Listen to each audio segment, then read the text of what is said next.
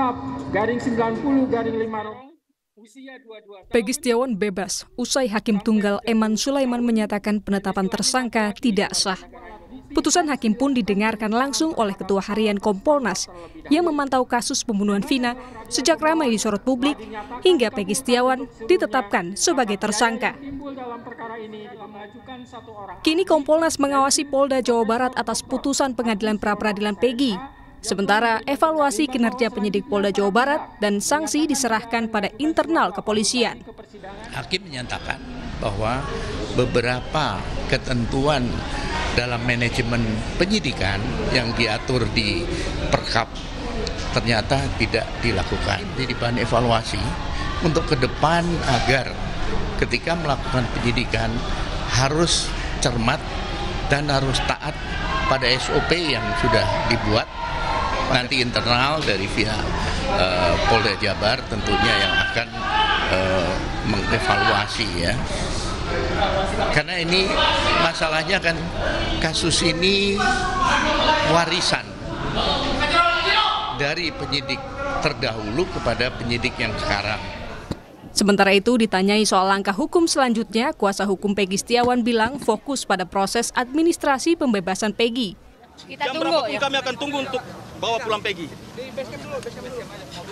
Setelah ini ada rencana apa lagi untuk menindaklanjuti terkait apakah ada tuntutan balik kah atau seperti apa? Itu kita belum pikir ke situ. Nanti setelah ini tim pihak kumpul semuanya, baru kita mulai mengatur langkah-langkah berikutnya. Yang pasti bahwa rehabilitasi nama baik Peggy itu pasti harus dikembalikan. Berarti bisa dikatakan bahwasannya saat ini pihak keluarga dan kuasa hukum hanya fokus kepada kebebasan Peggy dulu ya? Betul.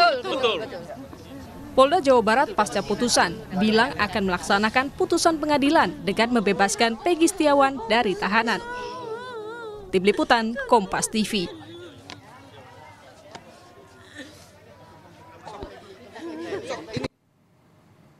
Usai gugatan Peggy dikabulkan, kinerja Polda Jawa Barat kian disorot dalam penanganan kasus pembunuhan Vina dan Eki.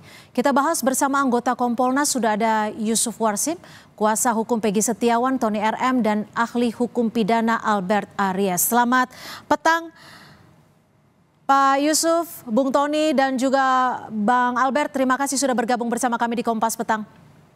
Selamat petang. Sore Mbak Cindy. Selamat sore. Saya akan ke Bung Tony terlebih dahulu. Ini setelah putusan Hakim Tunggal siang tadi, apa saja poin yang disoroti Hakim hingga menerima gugatan Peggy? Ya, jauh-jauh hari, ya, baik dalam permohonan dan kami pada kesempatan di media itu selalu menyampaikan bahwa ini ada dua hal, ya. Pertama adalah penetapan DPO, ya. Yang kedua adalah penetapan tersangka. Jadi dalam jawaban penyidik, ya, pada jawaban pra-peradilan pada hari Selasa lalu menguraikan bahwa dasar ditetapkannya tersangka Peggy Setiawan ini karena Peggy Setiawan itu sudah masuk dalam daftar pencarian orang.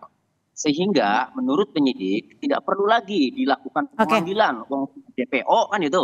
Nah, kemudian saya juga sudah mendalilkan bahwa kalau begitu DPO-nya dilihat dulu ya.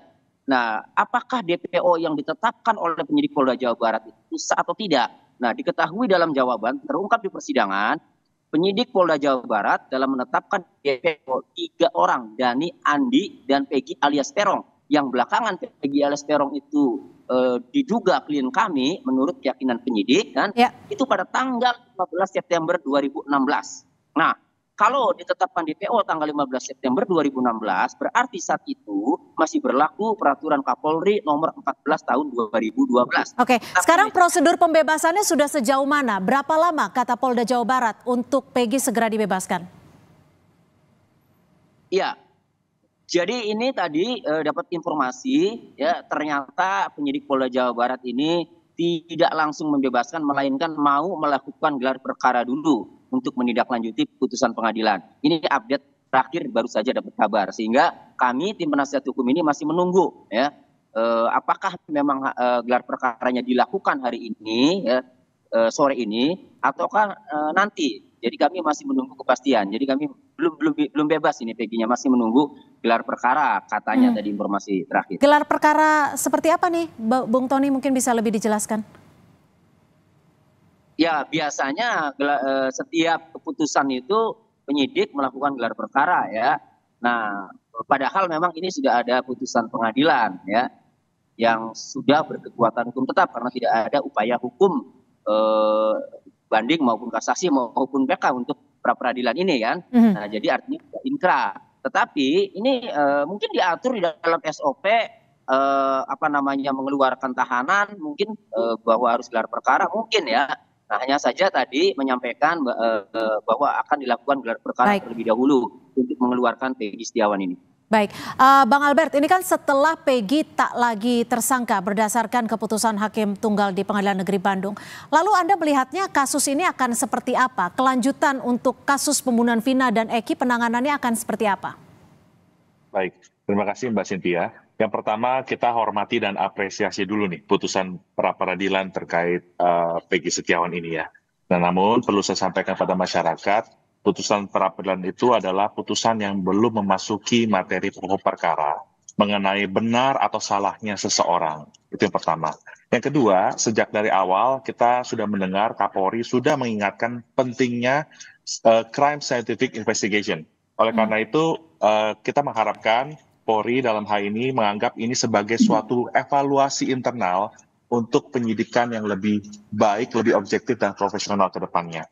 Menjawab pertanyaan Mbak Cynthia tadi, tentu nanti setelah dibebaskan ya, suatu penyidikan bisa dibuka kembali apabila ada bukti baru, dan kita berharap juga Mbak Cynthia, ini untuk menjawab pertanyaan masyarakat, kalau seandainya ada hasil positif dari penyidikan yang baru nanti, dan itu ada implikasi atau ada hubungannya dengan 8 terpidana lainnya, kita berharap ini bisa menjadi suatu hal yang baik buat kita semuanya Mbak Cynthia. Artinya menurut Anda apakah dengan dibatalkannya demi hukum penetapan tersangka Peggy Setiawan ini akan berimbas dengan 7 terpidana lainnya? Selalu ada kemungkinan yang mengarah ke sana, Mbak. Tetapi saya nggak mau terlalu prematur untuk mengatakan apakah ada hubungan atau tidak, karena berkaitan tadi dengan 3 DPO yang disampaikan oleh Bang Tony, itu kan perlu kita dalami lagi, artinya perlu disidik lagi, ya, perlu dibuka lagi untuk mengumpulkan bukti guna membuat terang perkaranya dan menentukan siapa tersangkanya. Atau sebaliknya, apakah ternyata misalnya ya, seandainya DPO itu sebenarnya tidak pernah ada, misalnya. Seandainya DPO tidak pernah ada, maka saya meyakini bahwa perkembangan dari kasus ini bisa menjadi pintu masuk bagi mencari keadilan untuk 8 terpidana lainnya, Mbak.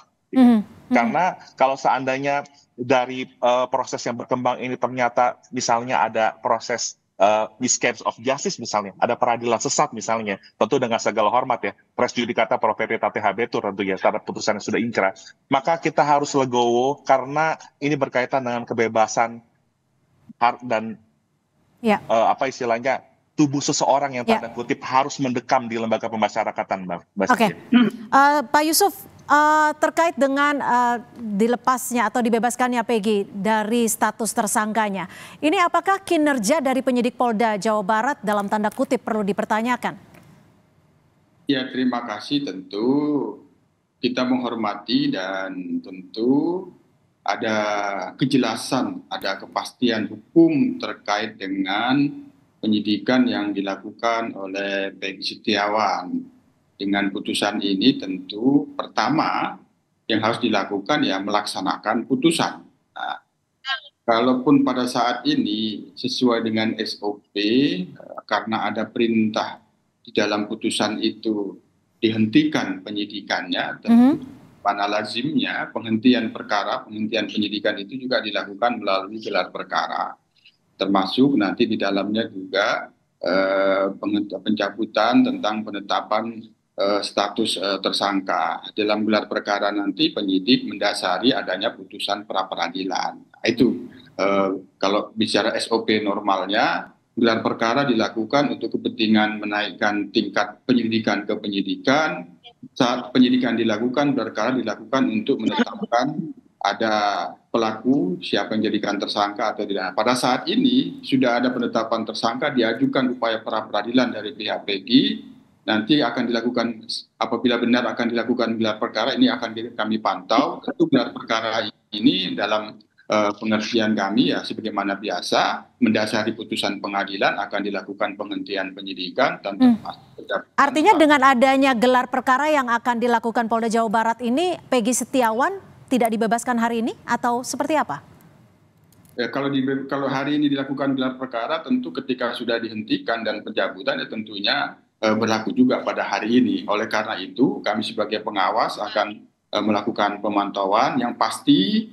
Putusan pengadilan, putusan pra peradilan Hakim Tunggal Hakim Eman itu harus dilaksanakan. Yang kedua, bagaimana mekanisme pelaksanaannya apabila sesuai dengan SOP melalui gelar perkara ya harusnya secepatnya agar kepastian hukum dalam pelaksanaan putusan itu segera diperoleh dari pihak Peggy Setiawan. Itu.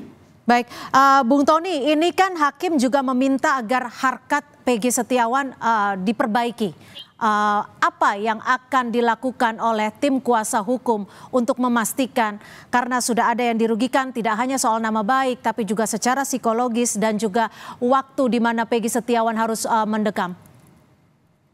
Ya, tadi perintahnya itu menyatakan agar memulihkan ya harkat martabat ya Peggy Setiawan ya.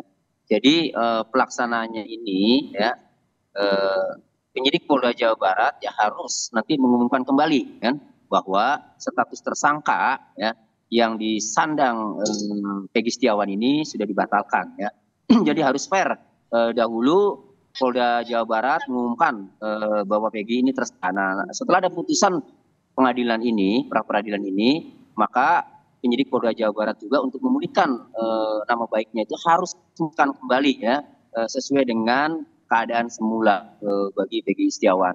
Nah, yang menarik adalah dalam putusan amar putusan tadi tidak ada menyebut ganti kerugian. Itu. Nah, sehingga langkah hukum kami selanjutnya kami akan mempertimbangkan, akan memikirkan dengan tim hukum perlu tidaknya untuk mengajukan gugatan ganti kerugian. Tidak akan nanti. Ganti kerugian ini dalam bentuk apa? Nominalkah atau ada hal lain? Ganti kerugian ini material ada imaterial ya. Nah, material misalnya selama Peggy Setiawan ditahan, Peggy Setiawan kehilangan penghasilan, kehilangan pekerjaan ya.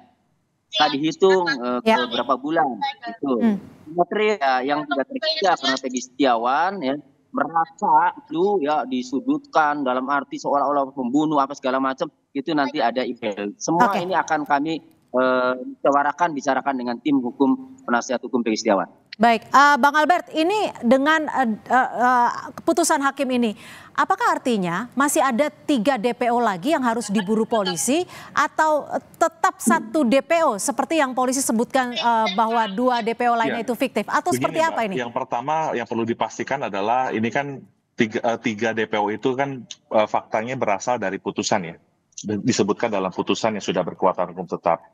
Jadi itu harus diyakini sebagai suatu yang benar sampai dibuktikan sebaliknya, Mbak Cynthia. Nah, namun demikian, setelah penyidikan atas perkara Peggy ini dihentikan karena putusan pra peradilan, kalau seandainya ada bukti baru, apalagi berulang kali Kapolri menyatakan dengan scientific crime investigation, penyidikan itu bisa dibuka kembali untuk bukan saja menemukan siapa tersangka yang hendak diminta ke pertanggungjawaban pidana, tetapi juga untuk mencari clue-clue yang lain untuk membuat terang-terang perkara ini supaya ini juga kalau memang ada relasinya atau korelasinya bisa berdampak positif buat 8 terpidana lainnya, Mbak. Lalu dengan kerangka kasus hingga saat ini bagaimana Anda melihatnya? Akan seperti apa ini nanti penanganan dari kasus pembunuhan Vina ini? Suaranya nggak terdengar ya? Bung Albert.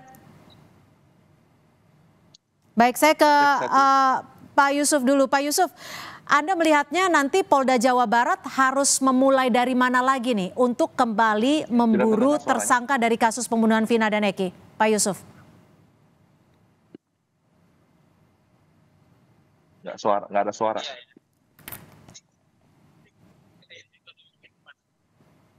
Pak Yusuf. Memang nggak ada suaranya ya, Bang Tony ya, dan Pak Yusuf ya? Sama, betul ya? ada, putus. Iya, ada deh, baru ada deh. Ini internetnya Kompas nih kayaknya. Iya. Ya, Pak Yusuf, selamat sore. Selamat sore. Ya, Pak Yusuf, dengar suara saya ya. Ini kalau menurut Anda Polda Jawa Barat akan memulai penyelidikan dan juga memburu tersangka pembunuhan Vina akan mulai dari mana nih Pak Yusuf? Ya, kami sendiri sebelum ada putusan hari ini, setelah ada penyampaian kesimpulan kemarin itu menyarankan untuk mulai dilakukan ANEP, analisa dan evaluasi. Karena ada dua hal yang dimohonkan dari pihak Peggy Setiawan itu, pertama prosedur dan kedua alat bukti, yang itu semalam juga sudah saya sampaikan di media ini. Nah, itu sudah bisa dimulai sebelum adanya putusan, nanti di situ bisa ketahuan di kelemahan-kelemahan yang tidak bisa terjawab secara sempurna. Oleh karena itu pada saat ini setelah ini nanti benar-benar dilakukan gelar perkara, dihentikan penyidikannya, ya dilakukan ANEP, analisa dan evaluasi, sehingga apabila ingin, karena bebannya kan masih ada, putusan pengadilan terkait dengan DPO, kami sendiri menyarankan terkait dengan 3 menjadi 1 itu tidak difinalkan, Andi dan tetap harus dicari petunjuk dan buktinya, terus terkait dengan yang dimaksud Peggy alias Peron ini kan harus diselidikin kembali, bagaimana nantinya apabila hasil ANEP dan evaluasi, hasil analisa dan evaluasinya sudah menunjukkan terang di mana kelemahan-kelemahan. Tapi kalau untuk penyidiknya sendiri perlu diganti tidak? Karena kita tahu bahwa ada tidak sesuai prosedur saat penetapan tersangka Peggy Setiawan. Ya perlu itu tadi keperluannya berdasarkan ANEP dulu, analisa dan evaluasi secara menyeluruh proses penanganannya, penyidikannya bagaimana kinerja penyidikannya, apakah ini putusan pra peradilan ini banyak menunjukkan hal-hal yang harus dilakukan ulang atau tidak. Yang pasti yang paling utama dan pertama Cynthia, putusan pra peradilan ini secepatnya dilaksanakan dan dilakukan ANEP atas penanganan penyidikan yang telah dilakukan selama ini. Baik, saya ke Bung Tony. Selain ganti kerugian, singkat saja, langkah hukum apa yang akan disiapkan tim kuasa hukum Peggy Setiawan? Ya tidak ada sih, karena yang paling memungkinkan merasa dirugikan ya, mau menuntut ganti kerugian, nanti itu kami wacsanakan, hanya itu ya. Nah, yang paling penting ini ada lagi. Jadi penyidik amar putusan itu nanti tidak mempunyai kekuatan hukum apabila melakukan penyidikan termohon kepada pemohon. Jika masih menggunakan alat bukti yang sama kan itu. Jadi sudah ditutup, sudah dikunci ya. Nah, lagi kejaksaan dalam mengembalikan berkas ya, itu tidak memenuhi syarat formil dan material. Formil itu kaitannya dengan kalau penyidik penetapan tersangka. Jadi jaksa ragu tuh pelakunya itu Peggy Setiawan atau bukan. Makanya ini penyidik harus kerja keras lagi, cari yang lain itu. Baik. Terima kasih Bung Tony RM, kuasa hukum dari Peggy Setiawan, dan juga Albert Aryas, ahli hukum pidana, dan Pak Yusuf Warsim, anggota Kompolnas sudah bergabung bersama kami di Kompas Petang. Selamat sore.